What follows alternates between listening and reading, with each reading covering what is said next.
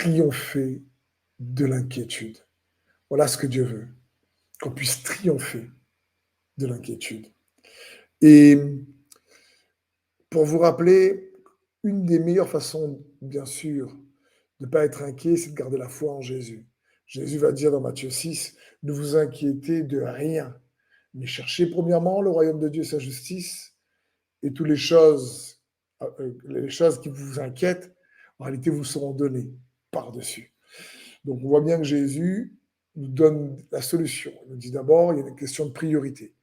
Au lieu de nous inquiéter des choses qui nous inquiètent, il faut qu'on cherche son royaume et sa justice. C'est-à-dire qu'il faut qu'on priorise le fait de chercher à vivre pour sa cause, chercher à découvrir que la réalité du royaume est une réalité invisible, mais tellement tangible et réelle, où il y a sa justice qui représente aussi la nature même de Jésus-Christ. Il est le juste. Et pour ça, j'aimerais nous rappeler l'illustration du centurion et de la femme syrophénicienne dans les Écritures, parce que Jésus va dire du centurion qu'il il avait une très grande foi. Il va dire dans Matthieu 8, 10, après l'avoir entendu, Jésus fut dans l'admiration et il dit à ceux qui le suivaient, je vous le dis en vérité, même en Israël, je n'ai pas trouvé une aussi grande foi.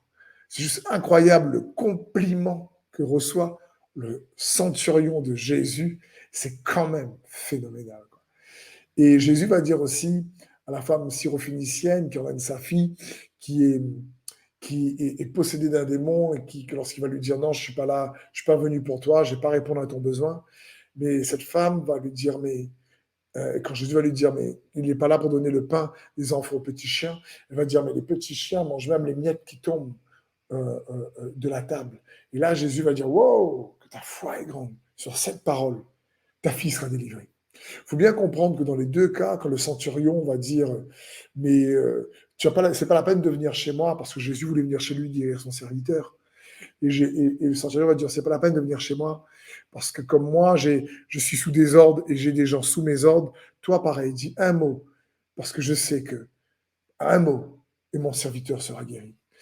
Et il faut comprendre que le centurion, comme la syrophénicienne, ne sont pas conscients de leur foi à ce moment-là. La Bible dit, examinez-vous vous-même pour voir si vous êtes dans la foi. Et on s'examine pour voir si on est dans la foi, pas en examinant notre foi. C'est pas comme ça qu'il faut faire. Parce que si tu crois qu'il faut avoir la foi, j'ai une grande foi, j'ai pas de grande foi, ben ça va t'inquiéter parce que des fois on est inquiet de pas avoir la foi.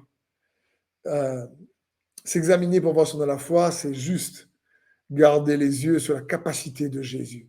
Le centurion et la syrophénicienne, on savait que Jésus était capable. C'est pour ça que le centurion croyait tellement la capacité de Jésus, il a dit, mais c'est pas la peine de venir, dis un mot. La femme syrophénicienne croyait tellement la bonté de Jésus que même s'il dit non au départ, quelque part, elle insiste pour toucher sa bonté. Même si au départ, il semblait qu'il ne voulait pas. Il y en a un qui fait confiance à la capacité et l'autre qui fait confiance à la bonté. Et qui croit que cette bonté, cette capacité va faire la différence. Donc, examiner notre foi, ce n'est pas regarder si on a nous-mêmes la foi, c'est de fixer le regard sur Jésus. Et ayez vos regards sur Jésus, qui est l'auteur et le consommateur de notre foi, nous dit l'auteur de l'Épître aux Hébreux. C'est-à-dire que pour avoir la foi, il faut avoir les yeux fixés sur Jésus et non pas sur sa propre foi. Ça m'est déjà arrivé, peut-être à toi aussi, de prier pour des frères ou des sœurs, mais de ne pas sentir que j'ai la foi quand je prie. Et pourtant, Dieu agit avec puissance. Des fois, même si je n'ai pas la foi, j'avais des gens guéris, être délivrés par la grâce de Dieu. La prière a un impact. Mais franchement, moi, je suis pas en train de me dire, là, je sens là que je suis dans une grande foi. Et là, je vais agir. Ou là, je sens. Pas du tout. C'est pas quand je sens, on marche par la vue, pas par la foi. On marche par la foi plutôt, excusez-moi, pas par la vue. La vue parle des émotions, de nos sensations. Mais ce n'est pas notre feeling en réalité. Des fois, on ne ressent pas. Mais si nos yeux, comme le centurion de la syrophénicienne, se rappellent la capacité de Jésus, la bonté de Jésus, c'est les yeux de nos cœurs et de nos pensées à se fixer sur lui, alors automatiquement, Jésus lui-même en nous va générer la foi pour faire la différence.